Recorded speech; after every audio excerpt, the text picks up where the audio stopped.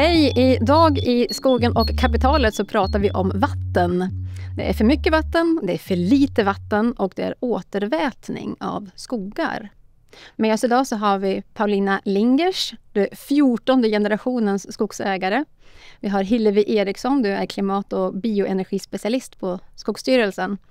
Och vi har, du jobbar även med återvätning ska jag skynda mig att säga. Så att därför är du här idag. Så. Och i vanlig ordning så har vi Ulf Aronsson från ATL och jag heter Cecilia Adolfsson. Jag är reporter och programledare på EFN Ekonomikanalen. Översvämningarna i Västernorrland orsakade enorma skador på infrastruktur och byggnader. Och det har spekulerats om det hade kunnat förhindrats eller med ett mer varsamt skogsbruk i närheten av järnvägsspåren. Vi ska prata mer om det alldeles strax. För jag tänkte faktiskt att vi ändå ska börja på det allra färskaste. Och det var att kyrkovalet hölls alldeles nyligen i dagarna här. Och det här valet har ju till stor del handlat om skogsbruk. Hur Svenska kyrkan ska förvalta sin skog. Ja. Ulf, vad säger du? Nu har vi fått resultat, lite mandat och sådär. Så vi behöver inte gå in på liksom exakt, men kan man på något sätt läsa ut någonting om vad det här innebär för skogen och skogsbruket?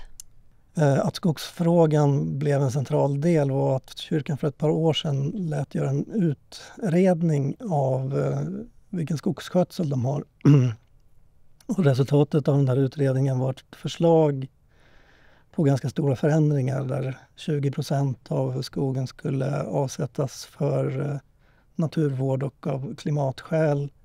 30% skulle skötas med det som kallas alternativa skötselmetoder. Det är hyggesfritt i princip.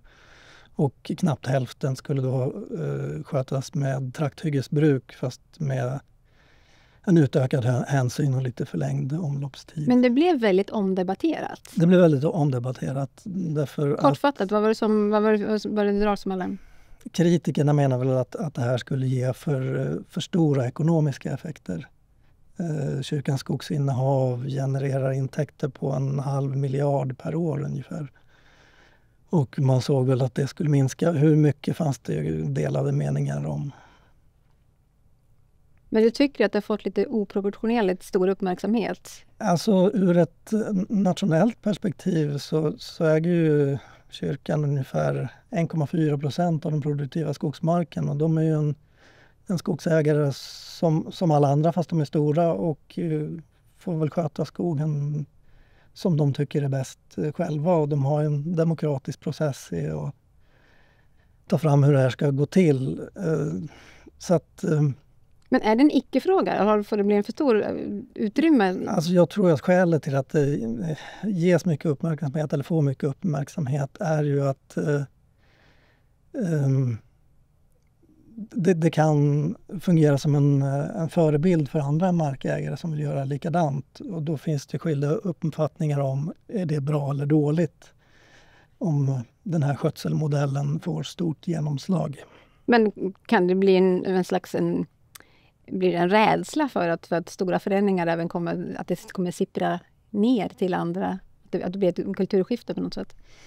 Ja, och som det ser ut så ger ju den skötselförslaget i kyrkans skogsutredning ger ju en lägre virkesproduktion, vilket innebär då mindre virke till förädlingsindustri och som genererar exportintäkter och så vidare. Men då du ser det som att det är en symbolfråga. Ja. Att den har tagits upp så mycket. Vi går vidare. Vattnet har bara forsat både på baksidan och framsidan. Helgens skyfall gjorde att det bokstavligen uppstod ett vattenfall på tomten. Ledningarna har helt enkelt inte klarat att ta emot den vattenmängd som har kommit uppifrån skogen. Klarar du själv att fixa det här? Nej, måste hit grävmaskiner och lastbilar och allting. Vi har ingen pengar, vi kan inte betala den här köran. Det är över 100 000. Vi vet inte alls hur skadorna ser ut och vi vet heller inte vilken utsträckning vi kommer kunna, pengarna kommer räcka till. Nu ska jag ner och prata med advokater och gå igenom bilder och sådana saker och se hur vi ska styra upp det. Vi behöver ta oss an uppgiften och hjälpa våra medborgare och näringsidkare för att få till en kommun som fungerar. Så ni väntar inte på pengarna utan ni sätter igång arbetet? Ja, det måste man göra. Det där var ett klipp ifrån SVT Västernorrland från bevakningen som de har gjort de senaste veckorna. För ett par veckor sedan så följde stora mängder regn i Västernorrland och några ställen drabbades extra hårt. En person omkom i en raserad väg och bland annat så spolades banvallen bort och ett godståg spårade ur utanför Örnsköldsvik. Idag så pratas lite grann om att kalhygget ovanför järnvägen kan ha varit med och orsakat de här skadorna som uppstod. Och klimatändringen pågår för fullt och uppvärmningen gör att växtzoner flyttas 1 meter per timme. Reaktioner på det som hände i Västernorrland. Vad tänker du, Paulina? Ja, men kanske lite väntat ändå, tror jag. Jag var inte så förvånad över att... Om man går till ett kalhygge till exempel och tittar hur miljön ser ut och vad det är som har hänt om man jämför med hur det såg ut när det stod skog där. Det säger ju sig självt att vattenmängd, alltså det tas ju inte upp lika mycket vatten som det gjorde. Jag tror att det tänker nog alla. Om det är stora områden framför allt. Om det kommer skyfall, var ska vattnet ta vägen? Det måste ju liksom fram. Så jag vet inte, egentligen så är jag inte så förvånad över det. Men sen konsekvenserna blir ju alltid naturligtvis överrumplande och direkta. Och i stunden så blir man ju tagen på sängen naturligtvis i det. Ja, men jag förstår. Hillevi, vad tänker du? Men vi har ju lyft på Skogsstyrelsen sedan ett antal år tillbaka att det är att skogsbruket riskerar att bidra till oönskade effekter på vägar, järnvägar, vattentäkter. Skogsbruket eller kalhyggen? Ja, stora hyggesarealer, sammanhängande hyggesarealer. Så vi har lyft det som ett delmål i vår klimatanpassningshandlingsplan då, att hyggesarealerna, de sammanhängande hyggesarealerna bör minska. Ulf, vad är det för reflektioner?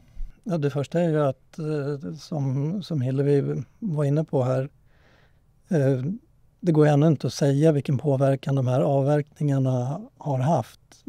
Om jag minns rätt så kom det ju på något ställe där i Västernorrland 150 millimeter och det var rekord för Sverige under den tiden man har mätt nederbörd. En avverkning ökar ju avrinningen, men om det i sådana extremfall ändå hade varit tillräckligt stor avrinning även från en uppvuxen skog.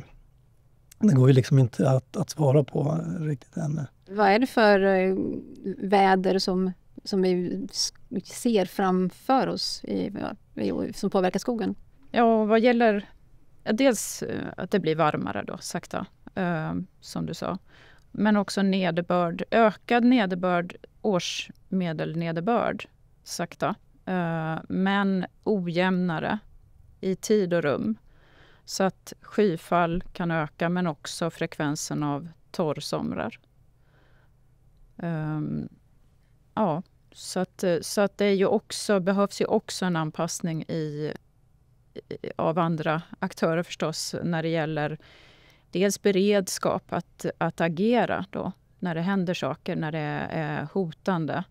Det finns ju också en långsiktig beredskap i hur man bygger de här. Förr byggde man mer broar, nu är det mer trummor. Broarna släpper igenom mer vatten, trummorna behöver mer underhåll för att inte vara igensatta. Men du har också varit inne lite grann på som ersättningsfrågan, just att man drar en järnväg. Kan du utveckla det? Ja, jag tänkte i något av de här fallen uppe i Västernorrland. Jag antar att den marken är liksom rekvirerad eller köpt av staten av en markägare för att bygga en järnväg. Och det har markägaren säkert fått betalt för. Men om det köpet underförstått då innebär att det som varit pågående markanvändning i anslutning till marken måste inskränkas på något sätt. Då borde det ju redan när staten Gör den här infrastrukturanläggningen utgå någon slags ersättning till markägaren som får restriktioner i brukandet? Ja, för vem var det först? Skogen troligen. Pauline, du är 14:e generationen skogsägare och har samma familjegård som du har haft i urminnes tider. Men du säger att du betraktar det ändå som en pinne i staketet. Jag tyckte det var fint sagt. Förklara lite hur du tänker, för det har ju också präglat sen din syn på skogsbruk. Ja, men verkligen. Eftersom vi är så många som har ägt fastigheten i samma släkt under en lång tid, så man blir bara en staketpinne eller en pärla på ett halsband eller någonting i det. Och jag hoppas, eller vi kommer ju att ge vidare fastigheten till våra barn sen, och sen vad de gör med den, det är upp till dem naturligtvis. Och tiderna förändras och det måste finnas förutsättningar för att kunna äga skog och göra det på ett roligt och tillfredsställande sätt, tänker jag, för den som äger det just där och då. Och det är det som får mig och motiverar mig och oss att ha tagit det här klivet nu som vi har gjort ganska nyligen och gjort en ganska radikal omställning på hela fastigheten. Och det är just med tanke på att man är en staketpinne i staketet. Liksom, för att jag har den bestämda uppfattningen att vi går ju mot förändrade tider. Och om 80 år, när en omloppstid har gått i skogen, så kommer den ju vara helt annorlunda, tror jag, än vad förutsättningarna är idag. Och då måste ju vi rappa på lite grann och ställa om här nu. För att nästa generationen ska ha en sportkeps och kunna bo där. För vi bor verkligen mitt i skogen. Och ja, men det är 1 timme till ganska många städer. Så om man tittar på det stora perspektivet så är det ju centralt. Men det är verkligen i skogen. Om man ska kunna bo och verka där så måste skogen kunna finnas där och vi måste kunna leva av den. I alla fall ett tillskott till levernet. Så även om du blickar bakåt så har ju du varit och återskapat lite grann det som dina släktingar har skapat en gång i tiden. Precis. Ja, berätta lite kort om det. Ja, men som till exempel morfar och mormor, de under 60- och 50-talet där, det var ju mycket dikning och att man mossar och vattendrag och så där skulle man effektivisera och leda bort vattnet. Och nu täpper jag till det igen. Och vi gör det med olika restaureringsprojekt med våtmarker och så vidare. Men jag tror också att det är tidens tand om man tar till sig rönen som är för tiden. Och nu blåser andra vindar liksom. Och det är ju möjligt att generationer framöver kommer att rätta till mina misstag som jag har gjort. Och inte bara dina förfäder som personer som så att säga ville dika skog. Det gick ju i många år ut statsbidrag till att dika skog för att öka produktionen i skogen. Mm. Nu går det bidrag till återvätning istället. Så det är ju, förhoppningsvis lär vi oss mer hela tiden. Det som jag tycker är viktigt är att det ska vara roligt att äga skog. Och man ska göra det man tror på. Liksom. Och det måste finnas förutsättningar för att jag får välja att göra så här nu. Liksom. Och att så att man sprider graserna lite grann. Jag tror på att lägga äggen i olika korgar istället för en och samma. För just nu så ligger de i en och samma, upplever jag. Vad menar du med det? Att det är... Ja, men som på vår fastighet så är det en väldigt stor del barrträd. Och varenda år, ganska lång tid tillbaka nu, så är det ju bränder runt om. Bland annat den här stora branden i Sala till exempel. Det var väl då jag fick mig en väldigt tankeställare för att det var oroande nära. Och sen varenda år efter det så har det varit små bränder, men man har lyckats släcka dem. De har inte fått så fatala konsekvenser som den. Men det har ju verkligen gjort att vi vill gärna ha mera löv runt fastigheten och byggnaderna så att det blir som nästan som en liten sarg. Om det skulle bli en brand på våran skog, eftersom skogen verkligen är runt våran gård. Då är ju allt borta inom en grisblink. Liksom. För branden kan ju hoppa långt. Och då tänker jag att vi kan kanske då skapa förutsättningar med mer löv och ställa om och få in mer lövblandning generellt i skogen. Men också liksom jobba med zoner och försöka få till det på det viset. Jag vet inte, det kanske är en utopi. Och det kanske Hillevi, någonting. det här är väl lite område? Ja, nej, men ni har ju gått över till hyggesfritt på hela fastigheten. Och vi ser ju att det hjälper oss i klimatanpassningen på flera olika sätt. Dels genom att skapa en mer varierad skog med större träslagsblandning. Det hjälper till att skydda vattendrag i skogen så att man har skugga, kontinuerlig skugga. Så att det hjälper mångfalden i ett klimat då med ökad frekvens torra somrar. I norr kan det vara bättre för renskötseln som ju har stora behov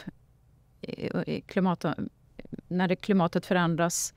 De får ökade behov av vinterbetesmarker och bra flyttvägar, och då är hyggesfritt också en bra hjälpmedel. Och så inte minst då det här med erosionskänsliga marker.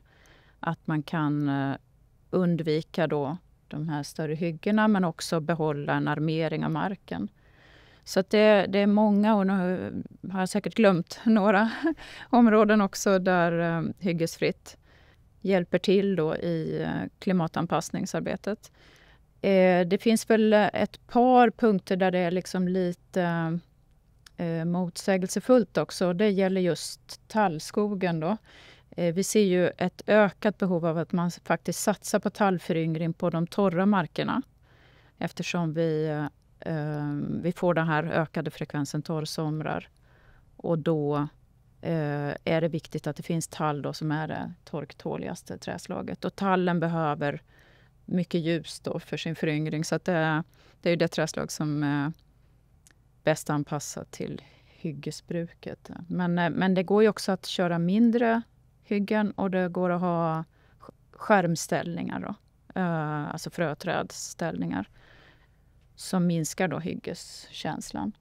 Så det är tall, men även björk är ett pionjärträdslag. Så att vill man ha mycket björk, och det är det mest säkra kan man väl säga av våra lövträd, åtminstone norröver. Säker produktion. Men du Paulina har ju satsat stort, men inte bara björk. Nej men precis, nej, men vi är ju, som sagt det ska vara roligt att äga skog, så då vi tänkte vi provar på. Våran fastighet ligger precis där ek kanske inte växer naturligt, men det börjar komma lite. Vi hittar lite ekplantor. Så då tänkte vi att vi provar på att söka det här ädellövsstödet från Skogsstyrelsen. Och fick det beviljat, så vi har planterat 3000 ekplantor i ett bestånd då, där det tidigare stod gran. Men kommer det vara tillräckligt att man blandar in lövskog för att kunna klara klimatändringen när det kommer, alltså, beroende på hur mycket vatten som kommer? Det finns en lång rad åtgärder som kan hjälpa oss i klimatanpassningen då. Men jag var inne på det här med att satsa på tall på torrmark. Mera blandskog då, eftersom det finns starka indikationer på att det minskar risken för insektsskador. Man kan öka satsningarna på att bekämpa rotröta, speciellt kanske norröver, för Mellansverige och norrut, där den ännu inte har fått så starkt fäste som i söder. Ja, det är många åtgärder också. Det är det här med gärna hyggesfritt, eller det är hyggesfritt på erosionskänsliga marker. Men det är ju, vi klimatanpassar av olika skäl då. Vi klimatanpassar för att få en säker och ekonomiskt hållbar skogsproduktion och virkesleverans. Alltså att inte ökade skador medför ökande kostnader framgent. Vi klimatanpassar för att ge renskötseln bättre möjligheter att klara klimatförändringar. Vi klimatanpassar för att inte andra samhällssektorer ska påverkas negativt av skogsbruket då. Som vägar, vattentäkter då. Och vi klimatanpassar för att klara miljömålet levande skog, eller att bevara den biologiska mångfalden. Men du snuddade lite vid det här med hyggesfria. Och där är ju, Paulina, det är ju en ställningstagande som ni har gjort. Mm. Varför? Ja, men det är nog faktiskt främst för att skapa en robusthet i skogen till nästa generation. Det är i korthet det. Jag tror att det kommer att förändras ganska radikalt. Och jag tror också mig veta att bara med de effekterna som vi ser idag på de skillnaderna och de förändringarna som vi ser på den här, bara från år till år nu, så måste vi börja ställa om. Men du har också kalhyggen på dina marker. Ja, och det är någonting som du inte är så jättestolt över idag. Ja, fast faktum är att det har ju varit anledningen till att det är de som har gjort att vi har ställt om. Därför att det är en lång rad händelser som har gjort, för vi skötte skogen till punkt och pricka förra skogsbruksplanen som vi hade efter det traditionella skogsbruket. Och vi var i kapp med röjning och alla åtgärder var precis i kapp. Och det var faktiskt det sista kalhygget som gjordes nu, så bad jag specifikt om att jag ville ha en hög skärm lämnad. Därför att jag ville ha skog kvar på just det området. Det var en sån här Bauerskog med jättehöga naturvärden för oss. Men i planen så var det att vi skulle ta ner den och det var åtgärdsatt därför att tiden var inne. Och när jag kom tillbaka så var allt nere. Och det, från att se det från ena dagen till den andra, då blev det så tydligt liksom. Och framförallt så blev det en miss i kommunikationen också med åtgärden. För det var ingen högskärm kvar. Allt var borta. Vad tänkte du? Nej, men jag var jätteledsen faktiskt. Känslomässigt jag tyckte att det var jättejobbigt. Och barnen och liksom min familj. Och liksom, nej, men är den här nedtagen nu? Liksom? Det var en sån här skog som vi verkligen gick i mycket.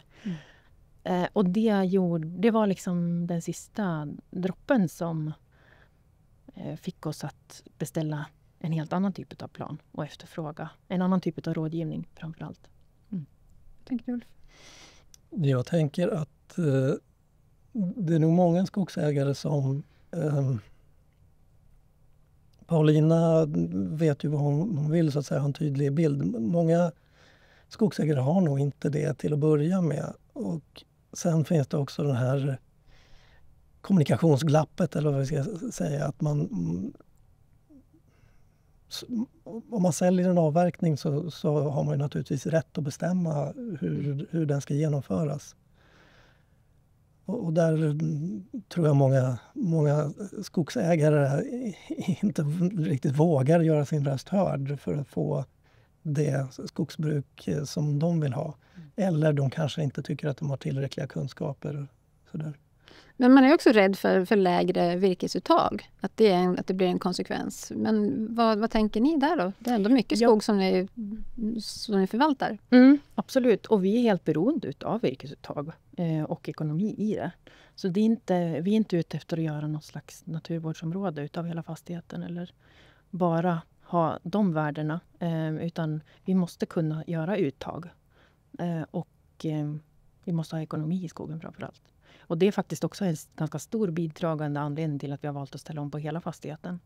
Därför vi ett snabbt överslag. De studier som jag läser, jag tycker att man jämför äpplen och päron lite grann. Det går inte att jämföra rakt av. Och de argumenten som finns som säger att det kommer att bli så dyrt.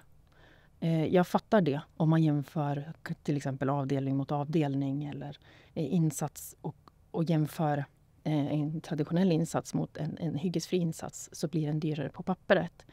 Men det var en stor bidragande orsak till varför vi valde att ställa om på hela fastigheten. Därför att vi kan utnyttja maskinflyttar, vi kan göra små uttag på flera ställen. Vi fördelar över tid.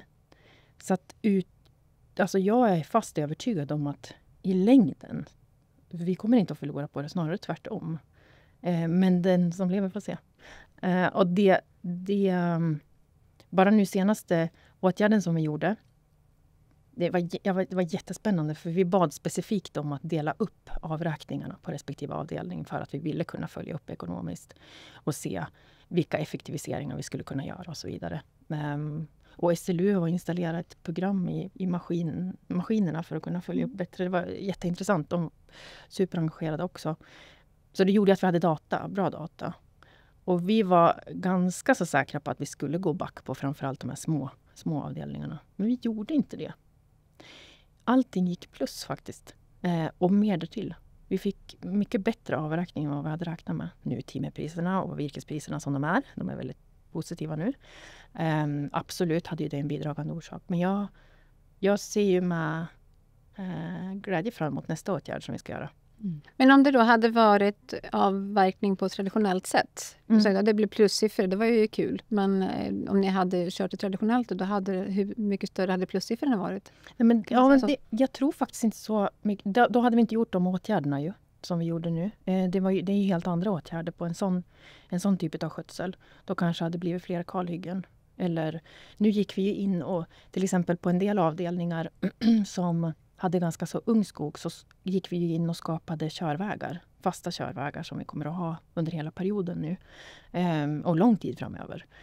Och det vart ju inte alltså, om jag går dit idag och tittar på åtgärderna som vi gjorde, så är det ju inte ett enda. All skog står ju kvar. Markvärdena är de samma i stort sett. Som det var en avdelning, det var ganska tydligt att jämföra, för en gammal åkermark mitt ute i skogen med mycket tall på. Den har växt jättefort. Alltså det är jättestora tallar. Och de är inte speciellt gamla heller. Och då hade vi fått rådet på förra planen att ta ner alla dem. Eftersom tiden var inne och så vidare. Och tyvärr så hade vi tagit ner under vegetationen. För det hade börjat komma upp gran där under, för att det släppte in ganska mycket ljus och så vidare. Så vi hade redan skalat ner granen under, vilket var dumt nu då, med facit i hand. Men så nu gick vi in och vi tog bort de största träden och sparade några naturvärdesträd så. Men skogen står ju fortfarande kvar och det har kommit upp. Så målet är att skapa en flerskiktad skog där då. Och vi är en god bit på väg. Men det var ju ett stort uttag även där, fast skogen står kvar. Naturvärdena är kvar, tror jag mig veta. Vi har väl inte, det är säkert någon expert som kan det där mycket bättre. Men det, för mig som lekman, eller bara som kanske inte alls speciellt kunnig, så det känns som att vi är på rätt väg i det och i de här åtgärderna. Och det är för första gången roligt att äga skog och göra åtgärder i dem. Men du Ulf, du möter ju också förespråkare för traditionell avverkning. Hur kan man säga, finns det några för och emot som man kan, har vi ingen sån, var inte den personen här i studion som du? Det som brukar framhållas som fördel är att få en högre produktion med trakthyggesbruk, och det blir också rationellare som jordbruk så att säga. Du har samma gröda över en större areal, du kan göra ingrepp på samma sätt samtidigt. Sen finns det ryggsäck av dåliga erfarenheter från plockhuggning, som är en typ av hyggesfritt som man ägnade sig åt i Sverige för 150-120 år sedan.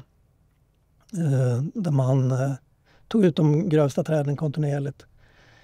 I längden ledde det då till att det blev dåliga återväxter. Att du fick inte tillbaks ny skog, utan fick väldigt gles skog med klena träd och dålig föryngring.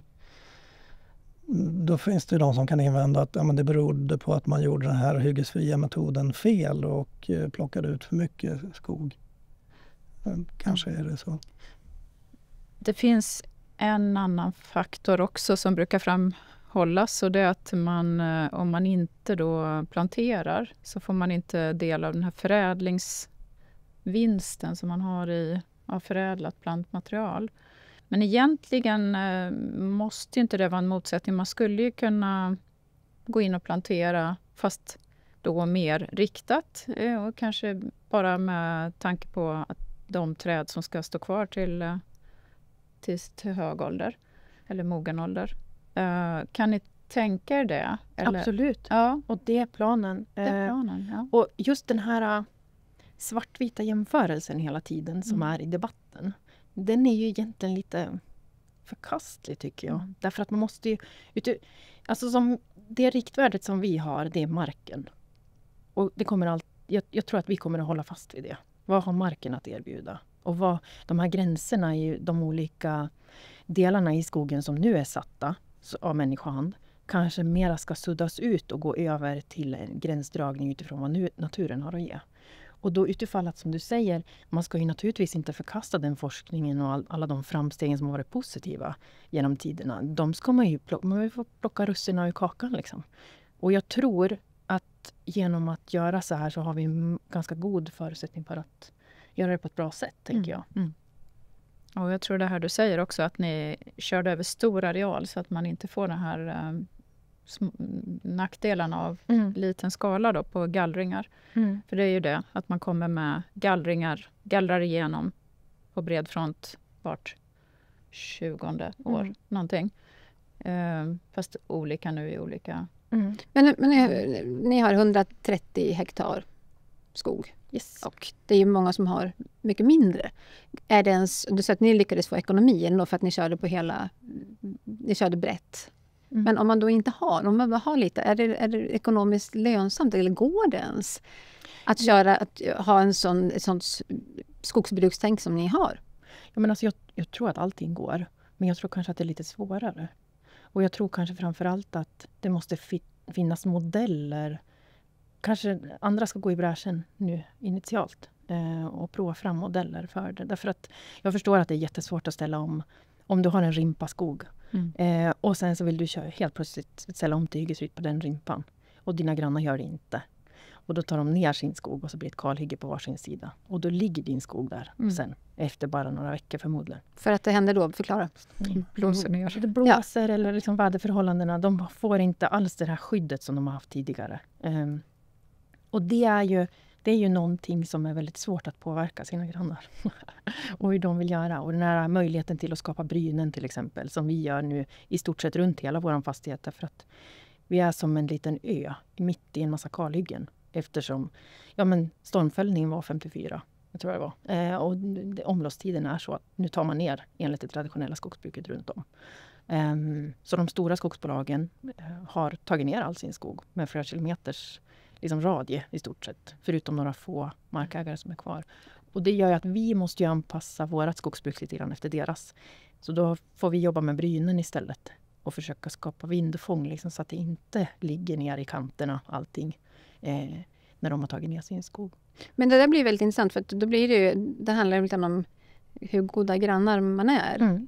Grannsamverkan, och om man har helt olika syn på det. Hur är stämningen? Ja. Ulf skrattar där nu. Du skrattar lite nervöst också. Ja, men alltså det är ju, jag tycker att det är, jag tycker att stämningen är ju god i alla fall runt omkring mig där, just med den frågan. Sen är det ju en massa andra frågor som alltid är i samhället, som jakt och så vidare. Som är en debatt också för sig. Och det skapar olika läger i samhället och sådär. Men den är ju jättesvår. Men kan ni ge något exempel?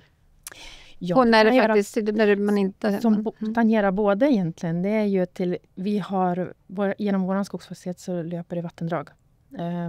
Och vi har en bäver som älskar att vara på vår fastighet. Av den förklarliga anledningen tror jag att vi låter den vara där. Och jag har under åren lyssnat på grannar och tagit bort den. För att uppströms så skapar ju också bävern problem då. Eftersom den dämmer upp på våran mark. Och uppströms så det blir ju mycket mer vatten där också naturligtvis. Och de vill ta bort den. Och under de lovliga tiderna som är. Eftersom de måste ju söka tillstånd hos både mig och Länsstyrelsen. Men där är ju en åsiktsskilj. Alltså där är en vattendelare. Och hur blir stämningen då när någon vill skjuta en bäver på din mark? Ja, men då får man ju väga fördelar och nackdelar och se till om man vill behålla grannsämjan. Så är det ju. Ja, vad gör du då? Det har ju varit i sådana situationer. Ja, men jag tycker att det är jättesvårt. Därför att dels faktiskt så kommer som ung kvinna att ha åsikter i det här i jaktsammanhang där det kanske är ganska mansdominerat. Det är inte helt enkelt. Och också faktiskt liknande i skogsbranschen. Som ung kvinna har du inte du börjar på minus oavsett. Därför att det är en väldigt traditionell bransch. Fortsatt är. Och komma med idéer om att jag vill skapa brynen här till den här åken.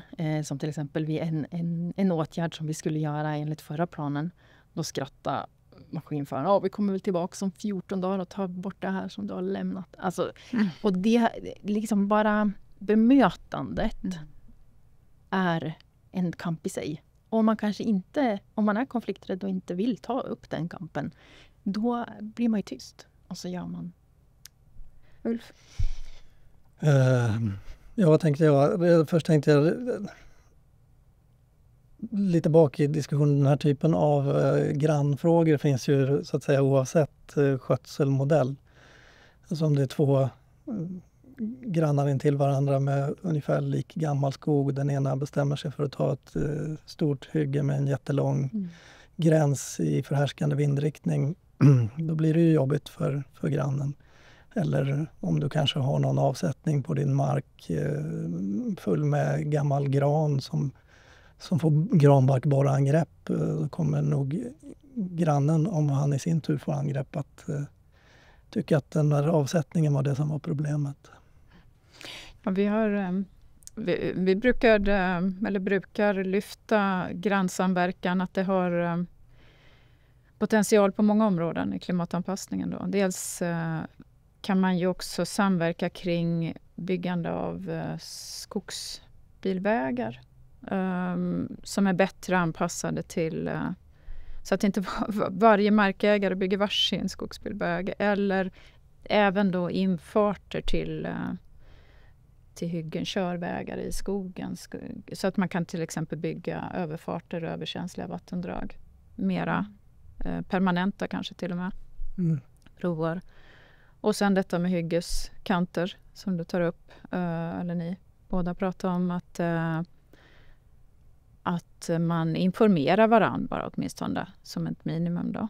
Så att man kan hinna reagera. Sen skulle ju det här med hyggesfritt och partier eller hela, att samverka kring det är också en möjlighet. Den har vi inte. Och jakt, att man inte en markägare förtvivlat försöker få ner älgstammen medan en annan då tycker att det ska vara fler älgar. För då blir det väldigt svårt också att göra någonting åt möjligheten då att föryngra löv och tall i områden. Så att det finns många områden, det här är bara några. Jag funderar på en annan grej också. Vi började diskussionen i vatten. Och ett sätt att få mer vatten i skogen är det som kallas för återvätning, som ni har erfarenhet av bägge. Kanske Hillevi kan börja. Vad är det egentligen och varför gör man det och vilka effekter kan man få ut av det? Ja, man kan göra det av olika anledningar. Det kan vara för mångfaldens skull. Det kan vara för klimatets skull. Och det finns också olika åtgärder man kan göra då för att minska risken för översvämningar och men det av lite annan karaktär då än bara att plugga diken. Ja, det är det man gör rent konkret. Men vi, Skogsstyrelsen, har ett uppdrag.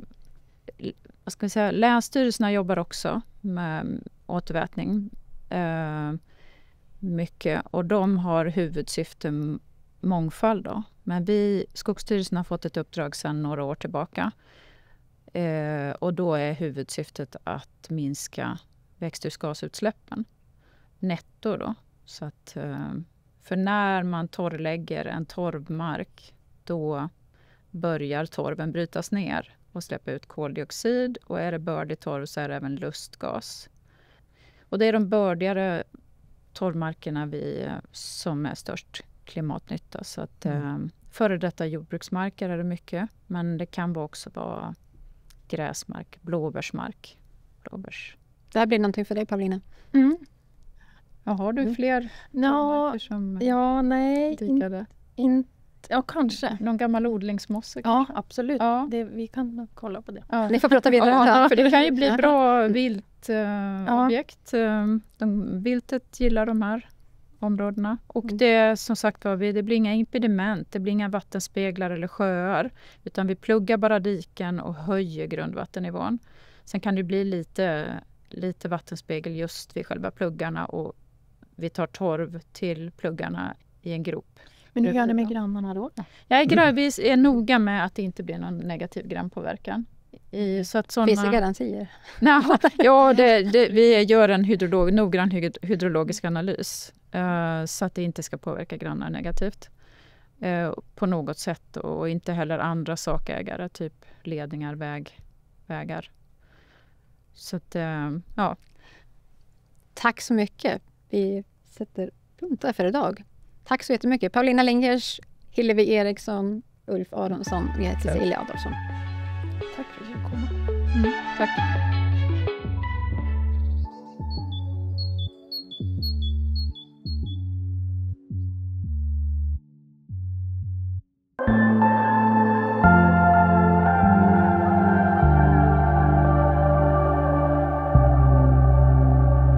Det här är en podd från EFN Ekonomikanalen. Ansvarig utgivare är Anders Hägerstrand.